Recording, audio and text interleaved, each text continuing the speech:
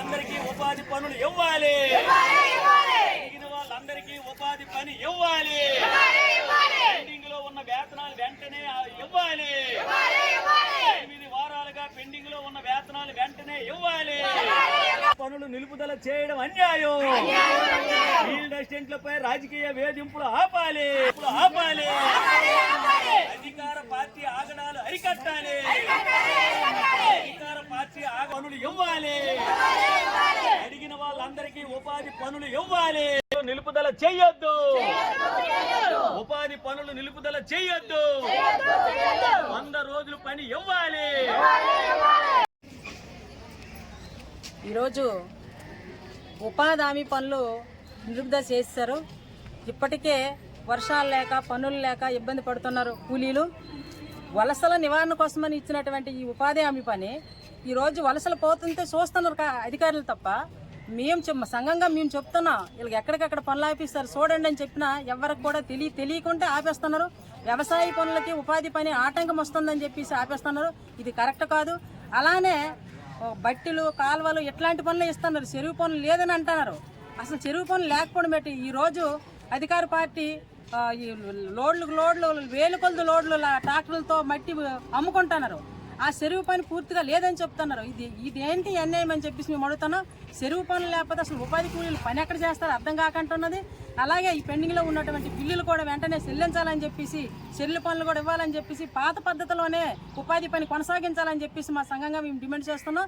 వ్యవసాయ కార్మిక సంఘం రాష్ట్ర ఉపాధ్యక్షులుగా చెప్తున్నాం. నా పేరు ఈశ్వరమ్మ. ఉపాధి హామీ పనులు రాజకీయ నాయకుల ఒత్తిడితో, ముఖ్యంగా అధికార పార్టీ నాయకుల ఒత్తిడితో ఫీల్డ్ అసిస్టెంట్లు ఎటువంటి హెచ్చరికలు లేకుండా, ఎటువంటి సమాచారం లేకుండా ఉపాధి హామీ పనులు హఠాత్తుగా నిలుపుదల చేస్తున్నారు. 100 రోజుల పని అనేది ఇవ్వడం లేదు. 100 రోజులు పని పూర్తి కాని వాళ్ళను కూడా ఈవేళ ఉపాధి పనులు ఆపుదల చేస్తున్నారు. ఎందుకు ఆపుదల చేస్తున్నారంటే గ్రామీణ ప్రాంతాల్లో ఉన్న అధికార పార్టీ నాయకులు ఉపాధి పనులు ఆపేయండి, మా వ్యవసాయ పనులకు మనుషులు దొరకడం లేదని చెప్పడం వలన అధికారులకు కూడా, ఉన్నతాధికారులకు కూడా తెలియకుండా ఎక్కడికక్కడ ఉపాధి పనులు నిలుపుదల చేస్తున్నారు. ఇది సరైన పద్ధతి కాదు. ఉపాధి పనులు ఇవ్వాలి. కూలీలకి పనులు లేక అనేక ఇబ్బందులు పడుతుంటే అధికారులు గుడ్లప్పగించి చూస్తున్నారు. పనులు నిలుపుదల చేస్తున్నారని చెప్పినప్పుడు కూడా అధికారులకు నీరెత్తినట్లు కూడా అనిపించడం లేదు. అందుకని జిల్లా కలెక్టర్ జోక్యం చేసుకుని ఉపాధి హామీ పనులు ఎవరైతే ఏ గ్రామంలో అయితే నిలుపుదల చేస్తున్నారో వాళ్ళ మీద చట్టపరమైన చర్యలు తీసుకోవాలని డిమాండ్ చేస్తాను. అంతేకాదు 8 వారాలుగా ఉపాధి కూలీలు మండు టెండలో కష్టపడుతుంటే ఈవేళ 8 వారాలుగా ఎటువంటి వేతనాలు ఇవ్వకపోవడం దుర్మార్గమైన చర్య. ఎలా బ్రతుకుతారు? ఒక నెల జీతం ఇవ్వకపోతే ఉద్యోగులు అల్లాడిపోతుంటారే. మరి 8 వారాల నుండి వేతనాలు ఇవ్వకపోతే అరాకొర వేతనాలు, మరి వాళ్ళ జీవనం ఎలా సాగిస్తారు? అందుకే పెండింగ్లో ఉన్న వేతనాలు వెంటనే ఇవ్వాలి.